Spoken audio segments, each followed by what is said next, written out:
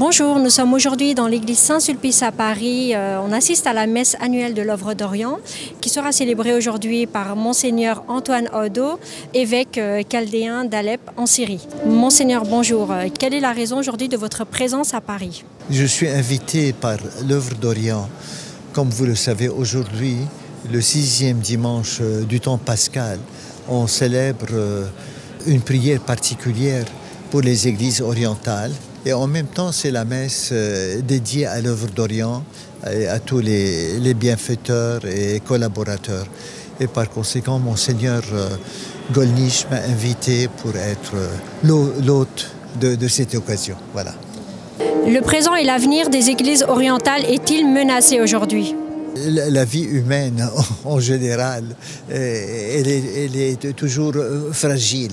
Et peut-être les orientaux aujourd'hui, les chrétiens d'Orient, sont encore fragilisés à cause des guerres, des extrémismes, des crises politiques. Mais vous savez, nous, on se met toujours dans une perspective de foi. Depuis 2000 ans, nous sommes là et nous témoignons de notre foi. On fait tout ce que nous pouvons pour rester et continuer et prospérer, je l'espère, malgré toutes les difficultés. Alors comment l'Occident peut-il aujourd'hui agir pour la préservation de leurs droits et de leur survie? Je crois qu'il faut tout d'abord travailler pour la paix dans la région, introduire un sens plus politique, plus diplomatique, de concertation, de dialogue entre les groupes en conflit. Ça, c'est très important. Et pour nous, l'avenir un peu des chrétiens aussi dépend d'une conception de la citoyenneté. Il faut qu'on ne soit pas limité, enfermé dans une mentalité tribale. Aujourd'hui, les sociétés modernes, les droits de l'homme se basent sur la citoyenneté. Et par conséquent, je crois, défendre la citoyenneté et la répandre comme culture de vie en société, c'est quelque chose qui aide tout le monde à évoluer et vivre en paix. Le dialogue œcuménique n'est-il pas une utopie compte tenu des différences profondes qui existent entre les églises orientales? Oui, c'est vrai. Vous parlez comme parlent les Occidentaux en général. Mais nous, on est dans la réalité. On est habitués à vivre ensemble nos différences. Parfois, il y a des gens plus fanatiques, limités, peu cultivés. Mais en général, je viens d'Alep et on dit qu'Alep, c'est une ville œcuménique. On sait vivre ensemble, toutes nos familles sont mixtes. Et par conséquent, non, il ne faut pas trop accentuer cet aspect-là. Il faut voir les côtés positifs et encourager justement le dialogue entre les églises comme l'encourage l'Église catholique en général. Quelle est la situation des chrétiens en Syrie?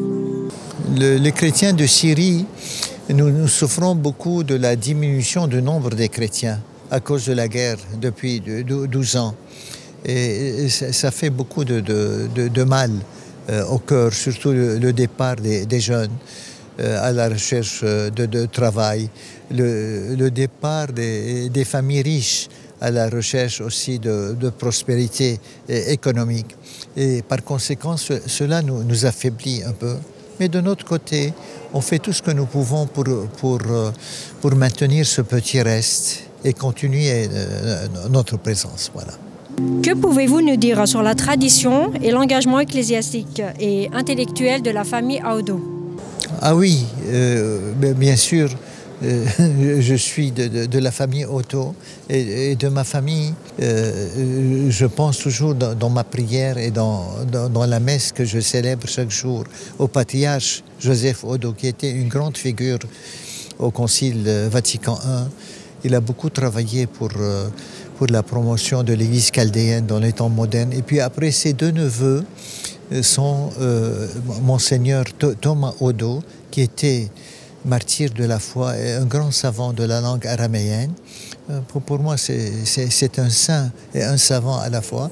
Et puis après, son frère Israël Odo, qui était le dernier évêque de Mardin aussi une très belle figure d'homme pastoral et qui a beaucoup servi les chrétiens et même les Arméniens en 1915, pendant le génocide.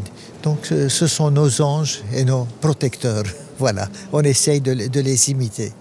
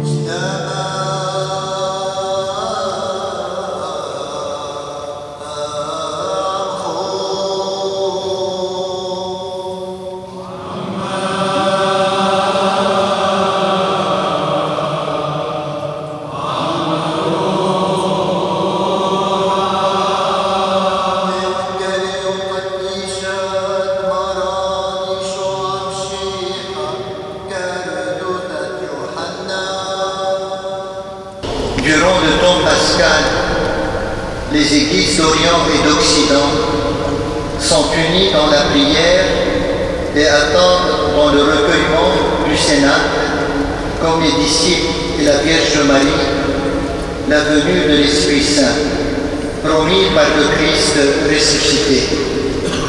Je ne peux m'empêcher de commencer cette homélie en récitant la prière de Saint Jean Chrysostome qui introduit la Sainte Eucharistie dans le rite byzantin. Roi céleste, consolateur, Esprit de vérité, omniprésent et qui nous remplit de ta présence, trésor de tout bien et dispensateur de vie, viens habiter en nous, purifie-nous de toute souillure et sauve-nous. C'est pour moi un très grand honneur d'avoir la charge d'annoncer et de remettre aujourd'hui le prix de l'œuvre d'Orient. Je voudrais d'abord dire mon immense gratitude à Monseigneur Pascal Golnisch, qui m'a confié cette mission et qui anime véritablement ce projet. Je crois que c'est très essentiel. Donc je vous dirai juste quelques mots pour ne pas vous enlever le bonheur de la découverte. C'est un livre, je vais vous montrer, de Joachim Beauflet, Mariam, le Saint arabe pour le monde. Ça a été publié par les éditions du Cerf. Et puis maintenant, c'est à vous, Monseigneur Odo, que je voudrais m'adresser. savez combien nous sommes attentifs aux chrétiens qui souffrent en Ukraine, en Arménie ou au Karabakh, au Liban, en Irak, en Éthiopie, en Érythrée, en Palestine. Les peuples souffrent, les chrétiens souffrent avec leur peuple. Ils souffrent particulièrement en Syrie, après 12 ans d'une cruelle guerre civile et de ses conséquences actuelles. Et plus récemment, vous l'avez souligné, d'un terrible tremblement de terre. Monseigneur Odo, merci d'avoir présidé notre célébration et d'être venu en France témoigner des souffrances de votre peuple, comme nous pouvons le faire avec les autorités de l'Église de France et les autorités de notre pays. Nous savons votre courage pastoral dans notre communauté des Chaldéens de Syrie, à Alep, à Damas, à Sekri, à Kamishli et tant d'autres villes. Je crois pouvoir dire que vous êtes un ami de l'œuvre d'Orient. Soyez assurés de notre volonté de tout tenter pour aider nos frères à rester sur la terre, stèle et